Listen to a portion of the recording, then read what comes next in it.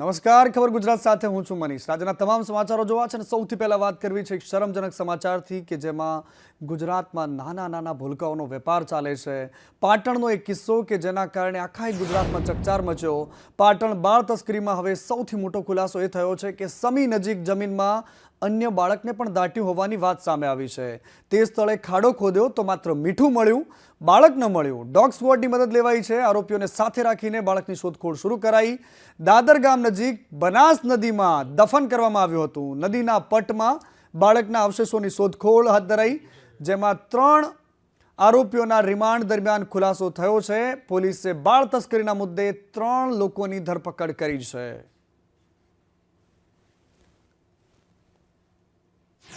ચકચારી બાળ તસ્કરી કેસ મામલે અત્યારે જે રીતે નદીની અંદર એફએસએલની ટીમ દ્વારા સર્ચ ઓપરેશન હાથ ધરવામાં આવ્યું છે, પરંતુ હજુ સુધી બાળક ન મળતા અત્યારે અહીંયા ઘટના સ્થળ ઉપર જે રીતે દેખાય છે કે ડોગ સ્પોટની ટીમ બોલાવવામાં આવી છે। કારણ કે જે સ્થળ ઉપર શિલ્પા ઠાકોર તેમજ સુરેશ ઠાકોર દ્વારા જે બાળકને દફન કરવામાં આવ્યું હતું તે સ્થળ ઉપર એફએસએલ તેમજ ડોક્ટરની ટીમ દ્વારા ખોદકામ કરવામાં આવ્યું હતું। ત્યાં આગળથી માત્ર નમક મળી આવ્યું છે, પરંતુ કોઈ જાતનું અવશેષ ન મળતા અત્યારે ડોગ સ્પોટની ટીમ અહીંયા ઘટના સ્થળે બોલાવવામાં આવી છે। આ દ્રશ્યની અંદર જોઈ શકો છો કે જે રીતે ડોગ સ્પોટની ટીમ દ્વારા અહીંયા સમગ્ર જે રીતે નદીનો પટ છે, નદીના પટની અંદર અત્યારે બાળકને શોધવા માટેની તજવીજ હાથ ધરવામાં આવી છે। કહી શકાય કે વહેલી સવારથી જ અત્યારે જે રીતે અન્ય 2 આરોપીના નામ ખુલ્યા અને ત્યારબાદ જે રીતે સમગ્ર પ્રકરણ સામે આવીને જે રીતે બીજું બાળક મળ્યું છે તે રીતની હકીકતો સામે આવતા અત્યારે સમગ્ર ટીમ દ્વારા અહીંયા એફએસએલ, ડોગ સ્પોટ, એસઓજી સહિતનો કાફલો અહીંયા ઘટના સ્થળે છે ને નદીના પટની અંદર જે રીતે બાળકને જે રીતે જે જગ્યા ઉપર સુરેશ ઠાકોર તેમજ શિલ્પા ઠાકોર દ્વારા દફનાવવામાં આવ્યું હતું તે સ્થળ ઉપર અત્યારે ડોગ સ્પોટ દ્વારા બાળકની શોધખોળ હાથ ધરવામાં આવી છે। ભરત પ્રજાપતિ, સંદેશ ન્યૂઝ, પાટણ। અને પાટણમાં આજ બાળ તસ્કરીના કેસમાં એક પછી એક નવા ઘટસ્ફોટ થઈ રહ્યા છે। આડેસરથી તસ્કરી કરાયેલ બાળકી હોવાનું ખુલ્યું છે। તસ્કરીમાં બીજું બાળક 1.5 વર્ષની બાળકી હોવાની વાત સામે આવી છે। આડેસરના નરેશ દેસાઈ, ધીરેન ઠાકોરે આ બાળકી આપી હતી। આરોપી સુરેશ અને શિલ્પા ઠાકોરે આપી હતી આ બાળકી। સમી નજીકની બનાસ નદીમાં બાળકીને દફન કરાઈ। 5 કલાકની જહેમત બાદ બાળકીના અવશેષો ન મળ્યા। બાળકીના ન મળતા અવશેષો એસઓજી અને એફએસએલની ટીમ હવે પરત ફરી છે, પરંતુ સૌથી મોટી વાત એ છે કે બનાસના પટમાં એક માસૂમ દીકરીને કોણે દફનાવી અને અત્યારે છે ક્યાં? પાટણ બાદ બનાસકાંઠામાં પણ બાળ તસ્કરીનો એક કિસ્સો સામે આવ્યો કે જેમાં 1 વર્ષ પહેલા બાળકની તસ્કરી થઈ હતી। 1 વર્ષ પહેલા ડીસા ઉત્તર પોલીસ મથકમાં ફરિયાદ નોંધાઈ હતી। ડીસાની ખાનગી હોસ્પિટલમાં એક મહિલાની પ્રસૂતિ થઈ। મહિલાને કહેવામાં આવ્યું કે તમારું બાળક મૃત જન્મ્યું છે। મહિલાના જીવત બાળકને 30,000 રૂપિયામાં વેચી માર્યું અને બાદમાં ચિલ્ડ્રન હોમની મદદથી બાળકને માતાને સોંપાયું હતું। બોગસ તબીબ સહિતના 4 લોકો સામે નોંધાઈ હતી ફરિયાદ, પરંતુ 1 વર્ષ બાદ પણ 4 આરોપીઓ સામે કોઈ જ કાર્યવાહી નથી થઈ। મહિલાએ નામજોગ 4 લોકો સામે ફરિયાદ કરી હતી, પરંતુ 1 વર્ષ થયું એ વાતને 1 વર્ષથી એફએસએલ રિપોર્ટની રાહ જોવાઈ રહી છે। તેમ છતાં પણ કોઈ જ કાર્યવાહી નથી થતી। એટલા જ માટે પાટણ જેવી ઘટનાઓ વારંવાર થઈ રહી છે। 1 વર્ષ અગાઉ ડીસાની એક ખાનગી હોસ્પિટલમાં ભોગ બનનાર બહેનને ત્યાં ડિલિવરી કરવામાં આવે છે અને ડિલિવરી બાદ ડૉક્ટર દ્વારા એ બહેનને એવું કહેવામાં આવે છે કે તમારું સંતાન છે ગુજરી ગયું છે, એટલે એની દફનવિધિ કરવી પડશે એમ કરીને એની પાસેથી પણ પૈસા લેવામાં આવે છે અને ત્યારબાદ આ બાળક કોઈ એજન્ટ દ્વારા અન્ય કોઈ વ્યક્તિને વેચવામાં આવે છે। કોઈ પોલીસને જાણ કરતાં પોલીસ પણ એ બાળકનો હોસ્પિટલમાંથી બીમાર હોય એને કબજો લઈ અને બાળ કલ્યાણ સમિતિ સમક્ષ રજૂ કરેલું। બાળ કલ્યાણ સમિતિએ એના જૈવિક માતા મળી આવતા એને માતાને એ સમયે એને સોંપેલું।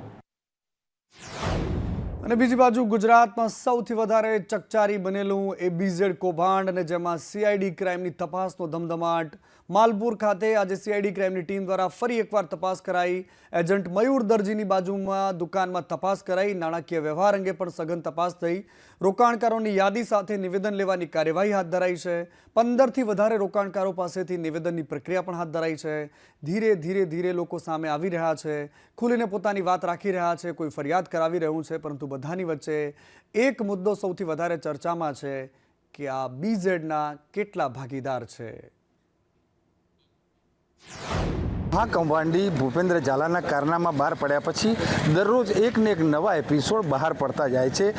મુખ્ય એજન્ટ મયુર દરજી કે જે સીઆઈડી ક્રાઇમની હિરાસતમાં હતો, એના રિમાન્ડ ગઈકાલે પૂર્ણ થયા બાદ રિમાન્ડ દરમિયાન જે કોઈ માલપુરના રોકાણકારોના નામ જેને કબૂલ્યા છે એ સમગ્ર કબૂલાતમાં જે કોઈ નામ છે રોકાણકારો, એ રોકાણકારોની તપાસને અર્થે સીઆઈડી ક્રાઇમની ટીમ હાલ માલપુર ખાતે પહોંચી છે. દ્રશ્યમાં આપ જોઈ શકો છો કે માલપુરમાં પણ લોકોના ટોળા થયેલા છે. જે કોઈ રોકાણકારો છે એ કયા રોકાણકારોએ કેટલી રકમ આ બીજેડમાં લલચાઈ અને રોકી છે એ સમગ્ર મામલે સીઆઈડી ક્રાઇમની ટીમ છે એ પણ ત્યાં એક દુકાનની અંદર બેસી જે કોઈ રોકાણકારોનું લિસ્ટ છે એ લિસ્ટ અંગે તપાસ કરી રહી છે. એગ્રીમેન્ટ જે કોઈ કરેલા છે એ તમામ એગ્રીમેન્ટની ઝેરોક્સ કરી અને એ બાબતે તપાસ હાથ ધરેલી છે. ત્યારે આ તપાસને લઈ અને સમગ્ર અરવલ્લી જિલ્લાના ખાસ કરીને માલપુર ને મોડાસામાં ખળભળાટ મચી જવા પામ્યો છે. શૈલેષ પંડ્યા, સંદેશ ન્યૂઝ, અરવલ્લી. અને બીજી બાજુ બીઝેડ કૌભાંડની સાબરકાંઠાના પ્રાંતિજમાં પણ તપાસ થઈ. પ્રથમ ફરિયાદ કરનારા રોકાણકારનું નિવેદન સામે આવ્યું. પ્રથમ ફરિયાદ કરી છે એમણે. સુરેશ વણકર એમનું નામ છે, જેમને ડર તો છે પોતાના પૈસા જતા રહેવાનો, પરંતુ તેમ છતાં પણ કોઈએ તો બોલવું પડશે, કારણ કે લોકો આજે પણ એ કૌભાંડીના સમર્થનમાં અત્યારે કેમ્પેઇન ચલાવતા પણ જોવા મળી રહ્યા છે. આ બધાની વચ્ચે સીઆઈડી ક્રાઇમ પર ભરોસો હોવાની વાત ફરિયાદી કરી રહ્યા છે. અમે બીજેડમાં રોકાણ કર્યું હતું. મારા પોતાના 3 લાખ છે, મારા હસબન્ડના 5 લાખ છે, એમ કરીને ટોટલ 8 લાખ અમે રોકાણ કરેલું છે. 3%. 6 મહિના થઈ ગયા. નિકેશભાઈ કહ્યું હતું, અમે ફોન દ્વારા અમને વાત કરી તો એમને આશ્વાસન આપ્યું હતું કે તમને મળી જશે. એ ઉપરી અધિકારી સાથે આ રજૂઆત કરીશું. આ એમને જે ફરિયાદ લખાવી છે તે એ પછી ઉપરી અધિકારી નિર્ણય લેશે. એ તપાસ ચાલુ છે. બીજી નિવેદનો લેવા માટે અને તપાસના કામે બીજી 4 ટીમો બનાવેલી છે, જે 4 ટીમો આગળનું કામ કરે છે તપાસના કામ. સુરેશભાઈ, શું હતો સમગ્ર મામલો? બીજેડમાં જે રોકાણ કરેલું એ બીજેડ અત્યારે ભાગેલું છે. પછી એવું થાય જ કે આ પૈસા પોન્જી સ્કીમમાં આપણા સલવાયા, ફરિયાદ કરવી જોઈએ. તો હું ફરિયાદ કરવા આવ્યો હતો સવારે. પ્રાંતિજ પોલીસ ફરિયાદ નથી લેતી, તો મીડિયાના મિત્રોએ એમની રીતે મહેનત કરી અને સહકાર આપ્યો. લોભિયાઓની વચ્ચે ધોતારાઓ ભૂખે ક્યારે નથી મરતા, કારણ કે જેને લોભ હોય એકના ડબલ કરવાનો, બહુ જ જલ્દી પૈસા વધારે કેવી રીતે વધી શકે એનો, તો એ જ એક પછી એક તમને આવા જ ભૂપેન્દ્રસિંહ ઝાલાઓ મળતા રહેશે. બહુચરાજીમાં પણ એક એવો મહાઠગ સામે આવ્યો કે જે પોન્જી સ્કીમ ખોલીને ઠગાઈ કરતો હતો, એની અટકાયત થઈ છે. વર્લ્ડ રીચ પ્રાઇવેટ લિમિટેડ નામની કંપની બનાવીને ઠગાઈનો ધંધો શરૂ કર્યો. લોકોને લોભામણી લાલચ આપીને નાણાં રોકાણ કરાવ્યા. ક્રાઇમ બ્રાન્ચે મોતીસિંહ દરબારની અટકાયત કરી છે. લોકો પાસે કરોડો રૂપિયાનું રોકાણ કરાવ્યા હોવાનું અનુમાન છે. ઠગબાજની ઓફિસમાંથી પુરાવાઓ પણ કબજે કરાયા છે.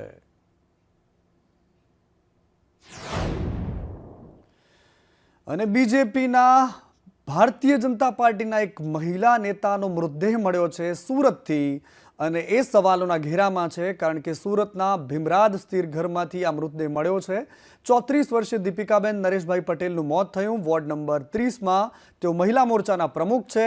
મૃતકની હત્યા કરાઈ હોવાનો પરિવારજનોનો આરોપ છે, કારણ કે ભાજપના કોર્પોરેટર અને તબીબ એમના પર આરોપ લગાવ્યા છે એમણે. કારણ કે મૃતકના પરિવારજનોએ જે આરોપ લગાવ્યા એમાં એમણે કહ્યું છે કે મોતના સમયે અથવા બાદમાં માત્ર બાળકો ઘરમાં હતા. કોર્પોરેટર ચિરાગ પટેલ ઘરમાં સૌપ્રથમ કેવી રીતે પહોંચ્યા એ એક તપાસનો વિષય છે. અને બીજો, આકાશ હોસ્પિટલના ડોક્ટર આકાશ પટેલ હાજર હતા, તો એમના પત્નીના મોત સમયે પતિ હાજર કેમ નહોતા? બંને મૃતદેહને નીચે ઉતાર્યા હોવાનું પરિજનોએ જણાવ્યું છે. ઘટનાની જાણ સૌપ્રથમ પોલીસને કેમ ન કરાઈ? ઘરમાં એન્ટ્રી લેતા બંને સીસીટીવીમાં કેદ થયા છે. આ સમગ્ર ઘટનાની તટસ્થ તપાસ થાય તેવું પરિવારજનોનું કહેવું છે. અમારો મામલો એ જ છે કે આ આત્મહત્યા નથી, હત્યાનો પ્રયાસ છે. કારણ કે એમના હસબન્ડ અહીંયા હતા નહીં, પણ ચિરાગભાઈ સોલંકી જે કોર્પોરેટર છે, બરાબર, અને ઘરના કોઈ સભ્ય બીજા હતા નહીં. એમના 3 છોકરા ખાલી ઘરમાં હતા, બરાબર. અને દુપટ્ટાથી જો એમણે ફાંટો ખાધો હોય, બરાબર, અને બોડી નિયમ અનુસાર પહેલાં એમણે પોલીસને બોલાવવાનું હોય, તો પોતે જ બોડી લઈ પહેલાં પછી એમણે આકાશ ડૉક્ટરને બોલાવ્યા આકાશમાંથી, પોતે ડૉક્ટર બોલાવ્યા અને પોતે બોડી લઈ અને સિવિલ આવી ગયા. ખોટો આરોપ છે, એવું કંઈ છે નથી કે તમારી હાજરી ત્યાં સૌથી પહેલી હતી તો તમને આ તો મારા પર તો ખબર પડે તો મારે તો જવું પડે કે નહીં, આવું કંઈક છે તમને કોઈ જાણ કરી હતી? છોકરા ખરા કે નહીં ખરા? મારા પર બ્લેમ કરવામાં આવી રહ્યો છે કે એવું કહેવામાં આવી રહ્યું છે કે સીસીટીવીમાં તમે દેખાવ છો, તમે જ પહેલે ગયા, બાણું પણ તમે જ તોડવામાં તો આવ્યું. મને ખબર પડી હોય, મારી સાથે વાત થઈ અને આવો કંઈ ફોન આવ્યો તો મારે જવું પડે બચાવવાનું, નહીં જવાનું કોના પરિવારને કર્યો એના છોકરાને ફોન, એનો પરિવારનો રીતે કેવી જાણ કરું? એમના એના હસબન્ડ છે, પૂછી લો એમને. બોડી કોણે ઉતારી છે? મેં ઉઠાવી પોલીસને જાણ કરીને અહીંયા સિવિલ પર લાવ્યા એટલે તરત કરી. ડૉક્ટર આવ્યા કે ના જાણ કરો, ડૉક્ટરે જાહેર કર્યા ને પછી તો અમે પોલીસને ફોન કર્યો. મેં અલઠાણ હેંગિંગ કેવી રીતે થયું હતું? હવે दुपट्टा हैंगिंग का तो Deepika Bhimrad Althan police station area के रहने वाले हैं और सुसाइड प्राइमा फेसी सुसाइड जैसा लग रहा है और अभी पीएम के लिए बॉडी को पोस्टमार्टम रूम में भिजवाया गया है. डॉक्टर साहब जो हैं वो अभी पोस्टमार्टम कर रहे हैं. तो पोस्टमार्टम के बाद में उसका जो प्राइमरी कॉज ऑफ डेथ है वो सामने आएगा और जिनकी डेथ हुई है उनके हस्बैंड से मेरी बात हुई है. उनको अभी एज ऑफ नाउ इस तरह का कोई एलिगेशन नहीं है. मुझे नहीं पता इस तरह की खबर किसके द्वारा दी गई है, लेकिन परिवारजनों से मैंने बात की है. उन्हें न्यायतंत्र पे पुलिस पे पूरा भरोसा है. ન્યાયતંત્ર અને પોલીસ પર ભરોસો સામાન્ય માણસો રાખે છે, પરંતુ એ સામાન્ય માણસ જ્યારે કોઈ હોસ્પિટલમાં જાય અને પોતાના સ્વજનનો જીવ ખોઈ બેસે ત્યારે એમની ધીરજ ખૂટતી હોય છે. અમદાવાદની બાપુનગરની એક કાકડિયા હોસ્પિટલ કે જ્યાં પરિવારજનોએ હોબાળો મચાવ્યો કારણ કે એન્જિયોપ્લાસ્ટી કરવામાં આવ્યું હતું. એ દર્દીનું અચાનક જ મોત થઈ જાય છે. અમરાઈવાડીના અરવિંદભાઈ પરમારનું મોત થયું અને ત્યારબાદ પરિવારજનોએ હોબાળો મચાવ્યો. મૃતકના પરિવારજનોએ ગંભીર આરોપ લગાવ્યા છે. હોસ્પિટલની બેદરકારીથી આ મોત થયાના આરોપ છે. મૃતદેહ સ્વીકારવાનો ઇનકાર કર્યો છે કારણ કે ભાજપના પૂર્વ ધારાસભ્ય વલ્લભભાઈ કાકડિયા પૂર્વ મંત્રી રહી ચૂક્યા છે અને આ હોસ્પિટલના ટ્રસ્ટી છે. એમના આ હોસ્પિટલ છે ને ત્યાં ડોક્ટરોની લાપરવાહીના કારણે એક વ્યક્તિનો જીવ ગયાનો આરોપ પરિવારજનો લગાવી રહ્યા છે. અને અમદાવાદ હવે અસુરક્ષિત શહેર છે કારણ કે રસ્તા પર તમે નીકળો તો તમને કોઈ પણ કચડી શકે છે. વધુ એકવાર અમદાવાદમાં એ રફતારના રાક્ષસોએ કોઈ સામાન્ય માણસોને નહીં પરંતુ 2 પોલીસ કર્મીઓને અડફેટે લઈ લીધા. ફોર્ચ્યુનર કાર હતી અને 2 પોલીસ કર્મચારીઓ એમને રોકવાનો પ્રયાસ કર્યો. તપોવન સર્કલની આ ઘટના કે જ્યાં વાહન ચેકિંગ દરમિયાન તેમને રોકવાનો પ્રયાસ કર્યો તો એક પોલીસ કર્મચારીને 1 કિલોમીટર સુધી બોનેટ પર લઈને ઢસડીને ગયો. પોલીસ કર્મચારીને બહુ જ ગંભીર ઇજાઓ પણ થઈ છે. પોલીસે કાર ચાલક યુવકની ધરપકડ કરી છે. ચાંદખેડા પોલીસે આમાં ફરિયાદ નોંધાઈ છે. પોલીસનું કહેવું છે કે તપોવન સર્કલ ખાતે રાત્રે 11:15 કલાકે ડ્રાઈવ હતી. બ્લેક ફોર્ચ્યુનર કાર હતી અને પૂરપાટ ઝડપે ચડાવતો હતો. ગાડીમાં અનુજ પટેલ, પાયલ પટેલ બંને હાજર હતા. કાર ચાલક કાર ભગાવવામાં મૂકે છે. નિતેશ માળી નામના કોન્સ્ટેબલને ઈજા થઈ છે. કાર ચાલક શુભમ બંગલોમાં રહેતો હતો એવી પણ વાત સામે આવી છે. 11:15 એટલે 23:15 વાગે એક બ્લેક કલરની ફોર્ચ્યુન કાર તપોવન બાજુના સર્કલ ઉપરથી ક્રોસ કરી અને અચાનક જ જે લોકો ચેક કરતા હતા એ કર્મચારી તરફ ધસી આવે છે, જેને ઇશારો રાયમલભાઈ ઇશારો કરે છે કોન્સ્ટેબલ ગાડી રોકવા માટે. પણ બ્લેક ફિલ્મની ગાડી હોય, ગાડીનો ડ્રાઈવર સાઈડનો ગ્લાસ પણ અડધો ખુલ્લો હોય અને બાજુમાં એક મહિલા બેઠી હોય. એને ઇશારો કરવા છતાં પણ ગાડી રોકતા નથી અને ગાડીને એક્સલેટ કરી અને ભાગવાનો પ્રયાસ કરે છે. એ દરમિયાન પોલીસ સ્ટેશનના કર્મચારી નિતેશભાઈ કે જેઓ આગળના ભાગે ઊભા હતા તેમની સાથે ગાડી અથડાય છે. તેઓ બોનેટનો આગળનો ભાગ પકડી અને ગાડીને રોકાવા માટે બૂમાબૂમ કરે છે, પરંતુ ગાડી ચાલક ગાડી રોકતો નથી અને જે સાઈડમાં બેરિકેડ મૂક્યા હતા એ બેરિકેડથી આગળ નહીં જઈ શકવાના કારણે યુ ટર્ન મારી અને પરત તપોવન સર્કલ બાજુ ગાડી ભગાડે છે. આ લુખ્ખા તત્વોની હિંમત તો જુઓ. પોલીસ કર્મચારીઓને પણ ઉડાવી શકતા હોય તો તમારું મારું સામાન્ય માણસનું શું ગજું છે? જે સુરક્ષાના જવાનો છે એમની પણ આ જ હાલત છે. બીજી બાજુ ડર એ વાતનો ધારાસભ્યોને પણ લાગે છે. પૂર્વ મંત્રી છે, કેબિનેટ મંત્રી જેતપુરના ધારાસભ્ય છે જયેશભાઈ રાદડિયા એવું કહી રહ્યા છે કે મારી પાછળ પણ એક ગેંગ પડી છે. તેઓ મને ડરાવવા માંગે છે, પરંતુ હું મારા ઓરિજિનલ સ્વરમાં આવી ગયો, મેદાન પર ઉતરી ગયો તો આ લોકોને જોવા જેવી થશે.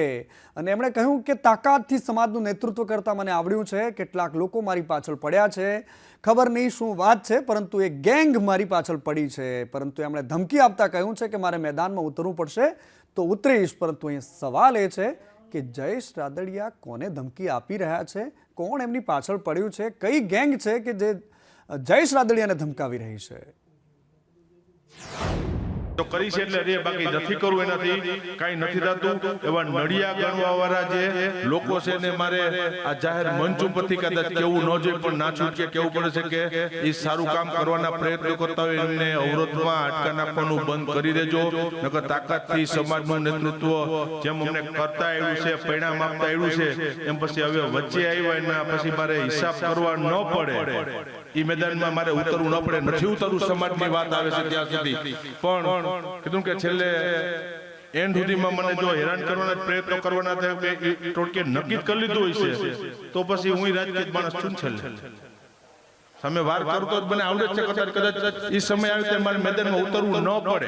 એટલા માટે જે જેનું સારું કામ કરતા એને મુબારક. અને મેદાન માત્ર રાજનીતિમાં જ નથી ચાલતું, આવું જ સમરાંગણનું મેદાન સાધુ સંતોમાં પણ ચાલે છે. ગિરનારની ટોચ પર સાધુ સંતોનો એ વિવાદ જબરદસ્ત વકર્યો છે. હવે આ જ વિવાદમાં મહેશગીરી સામે મહામંડલેશ્વર આવ્યા છે. વિનાશકાળે વિપરીત બુદ્ધિના આરોપ લગાવી રહ્યા છે આનંદગીરી. મહેશગીરીએ ઘણા કાંડ કર્યા છે તેવો પણ આનંદગીરીનો આરોપ છે. અને આ જ પ્રકારે મહેશગીરીએ ભગવો ઉતારીને રાજકારણમાં ગયા હતા. એક પછી એક આરોપ અને પ્રત્યારોપનો સિલસિલો જૂનાગઢથી યથાવત છે. ભક્તો નારાજ છે, સનાતનીઓ નારાજ છે, પરંતુ સાધુ સંતો એકબીજાની સામે ગાદી, સત્તા અને આ બધાના માટે લડી લેવાના મૂડમાં છે. एक व्यक्ति है महेश गिरी। ये व्यक्ति पहले जूना अखाड़े में था, फिर इसने अपनी मर्जी से अपने कुछ कारणों से जूना अखाड़े को छोड़ दिया और ये व्यक्ति ग्रस्त में चला गया. उसके बाद राजनीति में चला गया, फिर बड़े स्कैंडलों में ये व्यक्ति संलिप्त रहा और अब इस व्यक्ति ने जूना अखाड़े के आत्मसम्मान को, जूना अखाड़े के स्वाभिमान को ललकारा है. અને આ તરફ પાટીદાર સમાજમાં પણ બે જૂથો વચ્ચે જંગ, બે વ્યક્તિઓ વચ્ચેનો જંગ સમાજ સુધી પહોંચ્યો અને ત્યારબાદ પીઆઈ પાદરિયાને લઈને રાજકોટ બાર એસોસિએશને નિવેદન આપ્યું. બાર એસોસિએશનના ઉપપ્રમુખ સુરેશ ફળદુએ કહ્યું કે અમે પીઆઈ પાદરિયા સામે બાર એસોસિએશનનો જે ઠરાવ હતો એને રદ કરવામાં આવશે, કારણ કે પીઆઈ પાદરિયા સામે કેસ નહીં લડવા માટે એમણે ઠરાવ કર્યો હતો. સરદારા બિઝનેસમેન હોવાનું સામે આવ્યું છે. બિઝનેસમેન હોવાના સામે આવતા હવે ઠરાવ રદ કરાશે. આવતીકાલે રાજકોટ બાર એસોસિએશનની બેઠક મળવાની છે અને આ બેઠકમાં ઠરાવ રદ કરવા અંગે ચર્ચા થશે. જયંતિભાઈ સરદારા એ કોઈ વેલફેરના સભ્ય નથી, વેલફેરમાં કોઈ જમા કરાવેલ હોય પૈસા એવી પણ હકીકતો નથી. ઉપરાંત એ પ્રેક્ટિશનર એડવોકેટ નથી, એ બિઝનેસમેન છે એવું પોતાની એફઆઈઆર થઈ છે. એ એફઆઈઆરમાં પણ પોતે વેપારી હોવાની હકીકત જણાવેલ છે. ત્યારે જ્યારે પોતે વેપારી હોવાનું એ સ્વયં પોતે કહેતા હોય ત્યારે આવા કિસ્સામાં સામાન્ય રીતે ઠરાવ કરવો ન જોઈએ અને ઠરાવ જે થયેલો છે એને ફેરવિચારણા કરવી જોઈએ અને ફેરવિચારણા કરી અને આ ઠરાવ રદ કરવો જોઈએ. આ પ્રકારની એક રજૂઆત ગઈકાલે મળેલ છે. એ રજૂઆત સંબંધે અમારે ફરીથી સોમવારે મિટિંગનું આયોજન કરવામાં આવેલ હોય. અને આ બધાની વચ્ચે તમે કદાચ નહીં જ ભૂલ્યા હો મનસુખ સાગઠિયાનું નામ. એ સાગઠિયા કે જેનું નામ કેટલાય નિર્દોષ લોકોની જિંદગી સ્વાહા થયા પછી સામે આવ્યું. એ સાગઠિયા કે જેના માથે એકમાત્ર આરોપી હોવાનો ગાળિયો કસવામાં આવ્યો, પરંતુ ભારતીય જનતા પાર્ટીના એક નેતાના ફોન પછી એ સાગઠિયા જેલની અંદર પોતાના પરિવારજનો સાથે વાતચીત કરે છે, કોર્ટમાં તારીખ સમય વાતચીત કરે છે અને પરિવાર સાથે મુલાકાત કરે છે. આ જ મુદ્દે રાજકોટ બાર એસોસિએશનના ઉપપ્રમુખ સુરેશ ફળદુએ કહ્યું કે આ પરવાનગી વગર શક્ય નથી. પરવાનગી વગર પરિવારને ન મળી શકાય. કોર્ટ પરિસરમાં આ રીતે કોઈ આરોપી કેવી રીતે મળી શકે? આ પણ એક શંકાના ઘેરામાં છે. ટીઆરપી અગ્નિકાંડ બાદ મનસુખ સાગઠિયા જે છે તેમની સામે 3 જેટલા ગુનાઓ જે છે તે નોંધવામાં આવ્યા છે અને તેમને કોર્ટની અંદર ગઈકાલે તેમનો વિડીયો જે છે તે વાયરલ થયો છે, તેમના પરિવારને મળી રહ્યો છે, તેમજ તેમણે નાસ્તો પણ કર્યો હોવાનું સામે આવ્યું છે. ત્યારે બાર એસોસિએશનના ઉપપ્રમુખ સુરેશભાઈ ફળદુ આપણી સાથે છે, તેમની સાથે વાત કરીશું. સુરેશભાઈ, કઈ રીતે જોઈ રહ્યા છો? જ્યુડિશિયલ કસ્ટડીના કોઈ પણ આરોપી છે એ નામદાર અદાલતની પરવાનગી વગર તેના પરિવારજનોને મળી શકતા નથી. રહી નાસ્તાની વાત, તો નાસ્તો તો જો લાંબી જર્ની હોય તો જ તેવા સંજોગોમાં જ એને જમાડવાના હોય છે. પરંતુ આ જે ઘટના જોવામાં આવે તો નામદાર અદાલતમાં સાગઠિયાને કોર્ટમાં રજૂ કરવામાં આવેલ છે. વાત કરવી છે ગુજરાતમાં ફરી એકવાર માવઠાની, કારણ કે ફેંગલ નામનું વાવાઝોડું અત્યારે દક્ષિણ ભારતમાં ચાલી રહ્યું છે અને આ બધાની વચ્ચે હવામાન નિષ્ણાંત અંબાલાલ પટેલ કહી રહ્યા છે કે એની અસર ગુજરાતમાં પણ થશે, કારણ કે બંગાળની ખાડીમાં એની અસર થઈ રહી છે. ગુજરાતમાં ઠંડી વધશે, વાદળછાયું વાતાવરણ રહેશે. 4 થી લઈને 8 ડિસેમ્બર સુધી વાદળછાયું વાતાવરણ રહેવાની વાત કરી છે. ઉત્તર ગુજરાત, દક્ષિણ ગુજરાતમાં વરસાદ પણ પડી શકે છે. કમોસમી વરસાદની આગાહી અંબાલાલ પટેલે કરી છે. વાવાઝોડા ફેંગલની અસર લગભગ પોંડિચેરીના ભાગમાં ભારે તબાહી સુધી જણાઈ છે, પરંતુ ત્યાંના લગભગ અવશેષો, ત્યાંની અસરો અરબી સમુદ્રમાં તારીખ 4 થી 8 ડિસેમ્બરમાં આવવાની શક્યતા રહેશે. ત્યાંમાંથી લો પ્રેશરથી ડીપ ડિપ્રેશન બનવાની શક્યતા રહેશે અને ત્યાંનો માર્ગ લગભગ ઓમાન કે સોમાલિયા તરફ થવાની શક્યતા રહેશે. પરંતુ અરબ સાગરના ભેજના લીધે અને બંગાળ ઉપસાગરના ભેજના લીધે દક્ષિણ ગુજરાતના ભાગોમાં ક્યાંક વાદળો થવા છે, ક્યાંક છાંટાછૂટી થઈ શકે. મધ્ય ગુજરાતના ભાગોમાં વાદળો થવા છે. લગભગ 4-5 ડિસેમ્બરથી વાદળો આવવાની શક્યતા રહેશે. વાદળો ઘાટ બનશે. ઉત્તર ગુજરાતના ભાગોમાં પણ વાદળો રહેશે અને જેના કારણે ન્યૂનતમ તાપમાનમાં વધારો થવાની શક્યતા રહેશે. અને આ તરફ આણંદમાં ચડ્ડી બનિયાનદારી તસ્કરોનો આતંક છે, કારણ કે આણંદના ગામડાઓમાં લાવેલ ગામ છે, જેમાં આખી તિજોરીને તસ્કરો ઉઠાવીને જતા રહ્યા. અમર કોલ્ડ સ્ટોરેજમાંથી વહેલી સવારે ત્રાટક્યા હતા. ઓફિસમાંથી આખી તિજોરીને ઉઠાવીને લઈને જતા રહ્યા, પરંતુ તિજોરી ન તૂટી અને ખેતરમાં તિજોરી મૂકીને ફરાર થઈ ગયા. આ ઘટનાના સીસીટીવી સામે આવ્યા છે અને પોલીસને પડકાર ફેંકતા હોય એમ તસ્કરો મૂછો મરડી રહ્યા છે, કારણ કે શિયાળો છે, પોલીસ અત્યારે ઠંડીમાં છે અને તસ્કરો અત્યારે મોજમાં છે.